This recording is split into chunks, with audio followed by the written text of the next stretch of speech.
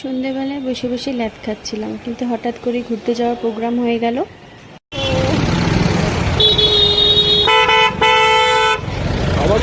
তুমি কেন বলছো? তুমি তোমার চলো না, পড়বে না আমার হাত থেকে ফোন।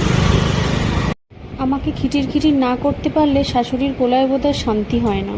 গরমের চোটে বাইরে আর বেশিক্ষণ ঘোরাঘুরি করা গেল না, তাই আমরা চারজনে ঠিক করলাম বসে আড্ডা দেব। আড্ডা দেওয়ার জন্য এই নক্সের এই এরিয়াটা পুরো আদর্শ একটা জায়গা।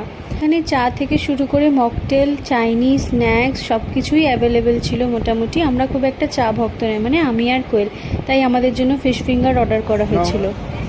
এইরকম পরে বলি না, আমার খুব রাগ করে। আরে খাও। মানে হয় সব বাবা হাসো, স্মাইল। শাশুড়ির পোলাকে বলেছিলাম একটু ভিডিও করে দিতে, তার নমুনা তো তোমরা দেখলেই। তারপরে ছবি তুলে দিয়েছে, এর জন্য আমি ভাবছি তাকে একটা মেডেলই দিয়ে দেবো। তোমরা কি বলো?